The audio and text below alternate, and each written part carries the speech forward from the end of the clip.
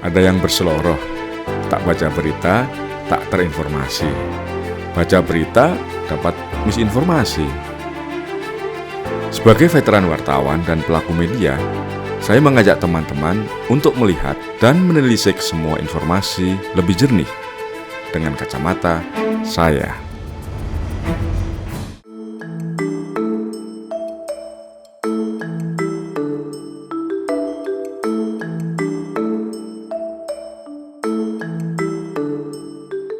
Oke, selamat pagi Ndoro. Pagi, Vika. Iya, akhirnya kita kembali lagi ke suasana perkotaan ya Ndoro ya. Di kafe, Di kafe Petak ini. 25 ini ya. Petak 25. Ini minumannya terlihat menarik ya Ndoro. Iya, nggak tahu namanya apa ini tadi. Kayak wahituan lah. Oh, Kalau oke. ini butterfly tea ya, teh telang. Butterfly. Teh telang. Saya kira kupu-kupu itu. Oh enggak, jangan bukan dong Dor. Tapi Dor, hari ini kan kembali ke pelukan ibu kota gitu ya. Kembali lagi ke keramaian-keramaian yang ada di sini gitu ya. Kemarin ngomong lagi rame itu Dor, aku lihat-lihat di jagat media sosial gitu ya. Terus habis itu di media massa kita juga sempet rame juga Dor. Ya ada beberapa topik-topik yang trending gitu ya. Dan terus aku jadi mikir, selain media massa gitu, ternyata ada beberapa homeless media dan beberapa platform media baru gitu yang muncul, dan aku lihat kok wow, sekarang tuh banyak si platform media baru ini ya gitu menjadi ruang baru untuk misalnya kayak pejabat gitu kan, atau misalnya menteri gitu ya, masih klarifikasi terhadap isu tertentu yang lagi booming gitu. Terus aku jadi mikir gitu, sebenarnya itu baik atau buruk gak sih Dor gitu, apalagi kan mengingat apakah jangan-jangan media-media yang seperti ini tuh menggantikan peran media massa? Gitu. Menurut Doro tuh gimana dengan adanya situasi dan kondisi kayak gini? Ya, kalau menurut saya ya, Wika ya, ini kan kemunculan media baru, homeless media, ini kan tidak lepas dari perkembangan teknologi yang selalu berubah. Kehadiran internet dan platform-platform media baru itu tentu saja mengubah lanskap media. Ya, dulu dominasi media tradisional itu sangat kuat ya, menjadi tempat orang mencari informasi, mencari berita. Nah, sekarang kemunculan platform baru homeless media itu adalah sebuah alternatif. Orang mencari tidak hanya berita tapi juga cerita. Nah, yang kita lihat tadi Wika sebutkan juga gitu ya, ada fenomena para pejabat pemerintah gitu ya, menteri dan pejabat-pejabat di bawahnya itu mulai sering muncul justru di homeless media, di media baru ketimbang di media tradisional. Nah, mengapa? Itu kan pertanyaannya gitu kan, mengapa para menteri itu, para pejabat negara, para tokoh-tokoh ya itu juga meramaikan atau terkesan lebih suka muncul tampil menjelaskan di media baru. Nah, tentu saja ini tidak lepas dari beberapa faktor yang mempengaruhi. Yang pertama tentu saja karena ternyata yang namanya homeless media, media baru itu disukai oleh masyarakat, oleh audiens, ya kan? Nah, akibatnya banyak orang yang sekarang beralih dari dulu nonton televisi, media tradisional ke media baru atau homeless media. Jadi crowd-nya pindah, kerumunannya pindah. Nah, sebagai narasumber, tentu saja dia jadi melihat peluang bahwa kalau ingin menyampaikan pesan, dia bisa ke kerumunan baru itu. Gitu. Nah, kebetulan juga format ya media baru itu menurut saya terkesan lebih luas, lebih menyenangkan bagi narasumber, ya kan? Tapi itu memang sesuatu yang wajar ya. Kalau media tradisional itu kan fungsinya memang menjadi pengawas, watchdog, terutama kalau dalam hubungan antara media dan pemerintah. Peran media itu adalah watchdog. Jadi kalau watchdog itu kan mengawasi, menggonggong terus. Sementara media baru, homeless media itu perannya lebih menghibur. Jadi tidak sekedar mencecar, ya kan? Kalau dalam tampilannya, dalam outputnya, ya mereka kalau ingin mengetahui sesuatu sifatnya menggali, bukan mencecar. Gitu. Tapi apakah kemudian kok artinya berarti wah jangan-jangan media baru ini lebih bisa dipercaya daripada isi media gitu? Karena aku lihat juga kayak oh ternyata banyak orang yang ya itu mulai lari kan, crowd-nya mulai lari ke media baru ini. Apakah kemudian artinya kayak media masa mulai ditinggalkan gitu, dan jadi bertanya-tanya juga gitu, kenapa kok akhirnya mereka mulai meninggalkan terlepas dari formatnya yang lebih luas ya? Apakah ada indikasi tertentu atau fenomena apa yang sudah terjadi di balik itu? Ya, data yang menunjukkan turunnya jumlah penonton televisi, durasi atau berapa lama orang menonton televisi yang pindah ya ke homeless media, platform-platform baru itu sebetulnya sebuah indikasi bahwa orang mulai meninggalkan media tradisional. Tentu saja ada banyak sebab, ya. Nah, tadi salah satunya yang sudah kita bahas, media baru dengan tuan rumahnya yang tampilannya berbeda, konsep acaranya berbeda, membawakan acara juga berbeda, lebih rileks cara ngomongnya. Belum lagi busananya, kamu lihat. Rata-rata kalau media tradisional seperti televisi, itu busananya pakai jas. Formal banget ya? Formal banget. Sementara media-media baru, contoh lah podcast yang kita lihat di YouTube, itu tuan rumahnya, pembawa acaranya, busananya kan santai. Pakai kaos juga bisa. Pakai kaos, kadang-kadang kaos tanpa lengan.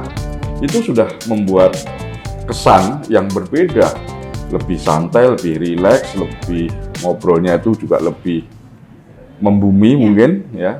Dan itu ternyata resep yang disadari atau tidak itu disukai oleh audiens. Itu. Lalu ada apa dengan media tradisional yang sudah ditinggalkan gitu? Ya, media tradisional itu sebetulnya masih diperlukan, masih penting kehadirannya. Kita tahu sebagai atau kita ini kan negara demokrasi, ya, itu membutuhkan media yang kuat sebagai salah satunya fungsinya pengontrol, penyambung lidah masyarakat, mengamplifikasi pesan dan sebagainya. Itu kehadirannya penting. Tapi makin hari makin kesini kita lihat media itu tidak semuanya membawakan peran seperti idealnya atau seperti yang diharapkan. Kenapa bisa terjadi? Ya ini kita mungkin Wika belum tahu ya, atau mungkin pernah baca juga. Jumlah media Indonesia menurut catatan Dewan Pers itu ada 48.000 lebih. Di Indonesia? Nah, itu angka tahun 2018. Itu online? Itu campuran. Oh, oke. Dari 48.000 lebih. 48 ribu itu 44.000 diantaranya adalah media online. Bayangkan. Menjamur banget ya, Nur? Iya, 44.000. Kalau kamu ambil rata-rata, setiap media menghasilkan rata-rata ya, misalnya taruh angka yang paling kecil 10 konten per hari. Berapa ribu konten dalam satu hari yang dihasilkan oleh 44.000 media online? Ratusan ribu dalam satu hari. Lalu bandingkan dengan berapa kemampuan manusia, audiens mengkonsumsi dalam sehari. Kita berapa banyak sih bisa mengkonsumsi konten dalam sehari ya? Manusia berapa sih kemampuannya?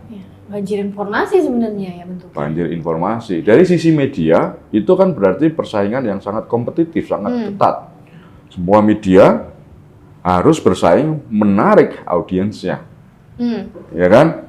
Harus berlomba sebanyak mungkin untuk menarik sebanyak mungkin penonton, pembaca, penikmat, konsumen. Apa akibatnya yang terjadi? Kalau yang aku lihat mungkin salah satu iklan ya, Nur ya. Iklan, betul. Iklan itu kan adalah buah dari bisnis media.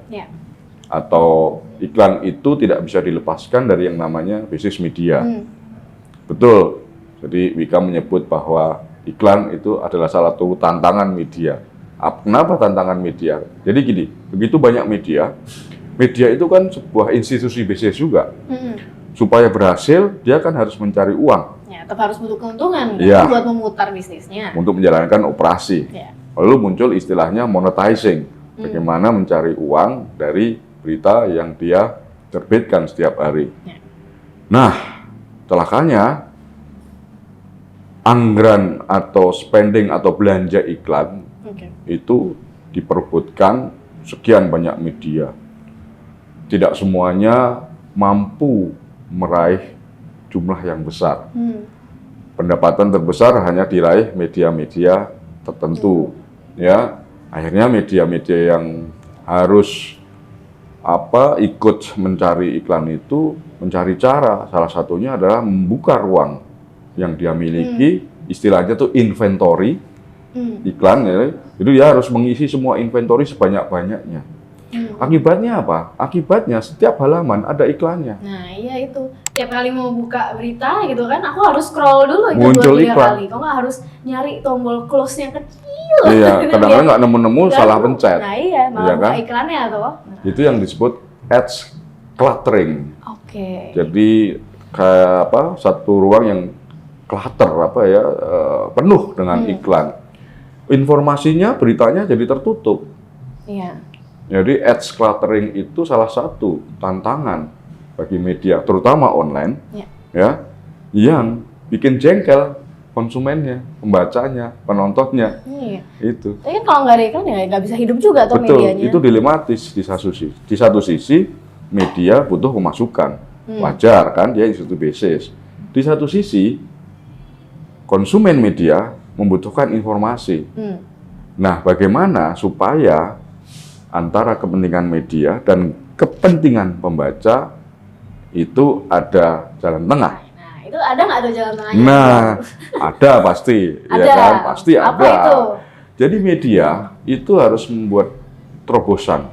Dia harus punya disrupsi dalam monetizing, ya kan? Dia harus mencari cara supaya apa? Supaya informasi yang dihasilkan terdistribusi, bisa diakses pembaca dengan nyaman, tapi tetap memungkinkan media tersebut untuk mendapatkan iklan. Oke. Gitu. Jadi kepentingan dua-duanya itu bisa diakomodasi. Ya. Gitu. Nah, tapi cara mencari middle ground-nya itu? Nah, itulah yang harus dipikirkan para pengelola media secara kreatif. Gitu. Jangan hanya mikir. Saya ikut mikir. Cuman apakah pikiran itu saya wujudkan? Tunggu. Itu pertanyaan lain. Tunggu nanti ya, gitu.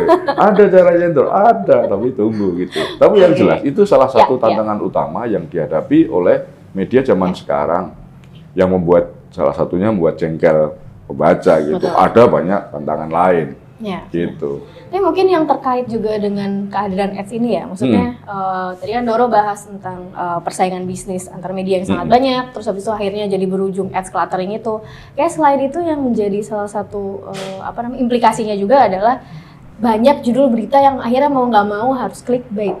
Clickbait ya. Biar untuk menarik perhatian kan, kayak orang penasaran ngeklik gitu kan, terus akhirnya kan iklan jadi muncul kan tuh di beritanya dari klik itu gitu kan. Apakah itu salah satu ininya juga sisi gelapnya juga dari? Iya betul. Itu clickbait ini. itu kan dampak ya dari persaingan yang begitu ketat. Ketika media berlomba-lomba agar beritanya dibaca oleh orang sebanyak mungkin, bagaimana dia caranya? Nah, solusinya buat media yaitu membuat berita dengan judul yang clickbait. Ya, clickbait itu sebetulnya sah-sah saja. Sah dalam ukuran? Dalam arti, ya boleh dong orang bikin atau media membuat judul yang supaya diklik. Oke. Yang sebaiknya tidak dilakukan adalah judul itu tidak sesuai dengan isi berita. Apalagi kalau tidak relevan. Apalagi kalau ternyata antara yang disebut di judul dan isinya beda jauh. Ada koridornya nggak sih, Dor? Maksudnya kayak sejauh mana judul itu boleh clickbait? Yaitu satu, sesuai dengan berita, ya. Tidak ada bukan pertentangan ya, tidak beda lah antara apa yang ingin ditampilkan gitu ya. Lalu juga ini yang sebetulnya sangat sulit sampai hari ini, atau mungkin ini justru sesuatu yang dimanfaatkan oleh media adalah membuat framing, pembingkaian lewat judul. Contohnya, ya ada contoh. Contohnya misalnya begini, ada judul, karena menolak kenaikan tiket masuk Pulau Komodo, 3 aktivis ditangkap. Itu judul menarik, pengen diklik. Kenapa ditangkap? Kok aparat sewenang-wenang? Tapi begitu kita baca di dalamnya, beritanya gitu ya, ternyata aktivis itu melakukan unjuk rasa di objek vital negara yang menurut undang-undang dilarang, sehingga ditangkap. Jadi dia ditangkap bukan karena unjuk rasanya, tapi karena dia unjuk rasanya di tempat yang dilarang. Kan memang undang-undang mengatakan bahwa silahkan atau negara menjamin kebebasan berpendapat, menyampaikan opini, termasuk unjuk rasa.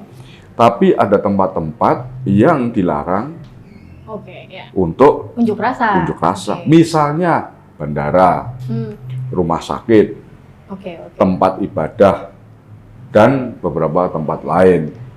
Karena kalau semua tempat jadi tempat unjuk rasa kan mengganggu. Kalau misalnya unjuk rasa di rumah sakit, kan kasihan pasien. Betul. Gitu. Nah itu berarti kalau misalnya dengan kondisi seperti itu, judul itu bisa kita bilang clickbait yang sah apa nggak sah? Clickbait yang melakukan framing, yang bisa menyesatkan pembaca. Ya, jadi itu kan terkesan bahwa wah orang unjuk rasa kok ditangkap. Jadi timbul persepsi. Bahayanya adalah persepsi masyarakat itu diamplifikasi, disebar-sebarkan kemana-mana, lalu menimbulkan persepsi bahwa oh yang tidak tepat, ya kan? Oh masa itu kayak misalnya tadi contoh judul tadi itu kan membuat kesan bahwa aparat semenang-menang, orang unjuk rasa kok ditangkap, padahal ada alasannya. Tapi itu kan framing. Jadi framing itu membingkai sebuah kejadian gitu ya, berdasarkan selera yang membuat berita, pertimbangan membuat berita. Seperti kalau Wika motret ya, motret gunung, Wika mungkin pilih puncaknya aja. Orang lain motret bagian bawahnya kiri, orang lain sebelah kanan.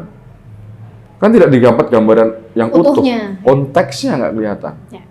Tapi ya susah juga sih, maksudnya menghadirkan konteks secara keseluruhan dalam satu piece berita itu. Memang membuat berita itu tidak segampang kita teriak.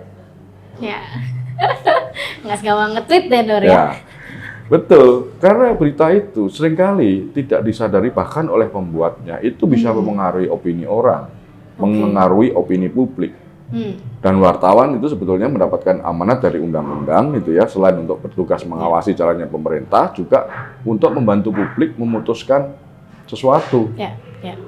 Kalau panduannya tidak tepat kan jadi publik juga mengambil keputusan tidak tepat. Akhirnya jadi opini yang berkutat di publik juga jadi kemana-mana tuh, gitu, malah jadi nggak nyampe message-nya. Dan berarti kalau misalnya dengan kondisi-kondisi buruk seperti ini gitu ya, Nur ya, sebenarnya ada nggak sih kayak dari kita gitu sebagai pembaca untuk bisa nggak mungkin yang kita menghentikan itu semua gitu, at least meminimalisir dampak-dampak buruk yang bisa kita terima. Ini pentingnya literasi media. Ada literasi digital, ini ada literasi media. Berhubungan atau berbeda nih, Dor? Ada yang berimpitan. Kayak misalnya kalau dalam literasi digital itu ada yang namanya keterampilan atau kecakapan digital, kemampuan memilah informasi. Nah, di literasi media juga ada begitu. Publik atau masyarakat konsumen media juga diharapkan juga memilih informasi dari media. Nah, tapi dalam literasi media itu pertama-tama gitu ya, masyarakat konsumen itu harus memahami media itu sebetulnya apa sih. Lalu jenis-jenis media, dari media tradisional, media baru, itu ada bedanya. Ya, media tradisional misalnya itu punya yang namanya kode etik jurnalistik, kode etik pers. Media baru, homeless media, apakah mereka punya kode etik? Tanda tanya. Aturannya belum ada tuh. Nggak ada. Ya, memang ada yang namanya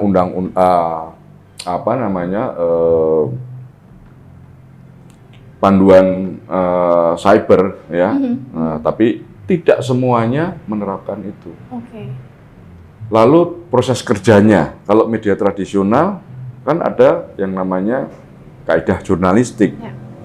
Kaidah jurnalistik itu di dalamnya ada kewajiban untuk selalu verifikasi fakta, keberimbangan, check and balances, verifikasi, dan seterusnya. Di homeless media belum semuanya begitu. Ya. Nah, itu hal-hal yang perlu diketahui konsumen media, publik. Literasi media itu. Jadi, mengenal apa itu media, apa bedanya, gitu ya, karakter, tujuan media itu apa, kemudian produk-produknya, ada yang namanya produk jurnalistik dan konten. Apa sih bedanya produk jurnalistik dalam bentuk berita, informasi, opini, dan konten? Ya, produk jurnalistik dibuat dengan kaidah jurnalistik, konten dibuat dengan kaidahnya si pembuat konten. Itu beda jauh. Ya. Sekarang orang atau pembaca atau konsumen pada umumnya nyaris tidak bisa membedakan ini berita atau konten. Nah, atau opini ya. Atau opini. Oke. Itu kerancuan itu bisa membuat masyarakat jadi kalau nggak bingung ya tersesatkan. Ya. Dan itu banyak terjadi gitu kan untuk saat ini. Sudah terjadi kan? Ya, begitu Wika. Jadi memang menjadi penting juga maksudnya untuk menjadi seorang pembaca gitu ya. Kita nggak cuman tahu secara digital, misalnya kayak literasi digital mendapatkan kemampuan itu, tapi ketika kita membaca media juga kita harus punya literasi media. Setidaknya kalau misalnya kita ngerti gitu kan bedanya si media massa, media tradisional dan media baru gitu, kita jadi tahu oh akarnya awalnya itu apa gitu kan, tujuannya apa, message-nya gitu kan, dan jadi bisa tahu membedakan informasi mana yang valid dan mana yang sebenarnya cuma opini. Betul. Gitu kan. Oke, itu pandangan yang menurutku kayaknya belum banyak orang tahu. Masih silau antara ini tuh media massa terus habis itu Twitter jadi masih rancu gitu. Karena kan memang apa namanya batasannya juga blur kan. Blur ya. Ya karena selalu begitu kan. Ya. Perkembangan teknologi tidak selalu diikuti dengan pemahaman tentang teknologi tersebut. Orang langsung memakai saja. Betul. Begitu tersesat, begitu bingung, jadi ini bagaimana sih? Belok mana ini? Nah, kan gitu. Mau belok kiri atau belok kanan, hanya supir baca yang tahu. Nah, itu. Donor kayaknya udah cocok nih. Kalau mau bikin media baru kayaknya udah cocok. Ayo kita bikinnya. Oh, boleh. Mungkin dari kacamata Doro ini kita bisa mulai dari sini ya, Doro. Saya kira ya. Oke, Doro, makasih banyak untuk obrolannya. Sama-sama. Jadi akhirnya di kafe ini kita kembali membicarakan ya, Doro ya, kayak bagaimana sih sebenarnya fenomena, dan kalau hari ini kita khusus ngomongin tentang media massa ya, Doro, dan fenomena barunya. Kedepannya sih tentunya kita pengen lebih banyak lagi ngobrolin gimana biar kita gitu ya sebagai netizen, sebagai pembaca bisa lebih paham lagi tentang literasi digital dan juga literasi media. Makasih banyak Doro buat waktunya. Dengan senang hati. Kita akan terus berada di Kacamata Doro ya di episode-episode selanjutnya. Semoga Doro juga betah ya Doro ya ngobrol sama aku. Amin. Dan jangan kemana-mana, pokoknya tetap di Kacamata Doro.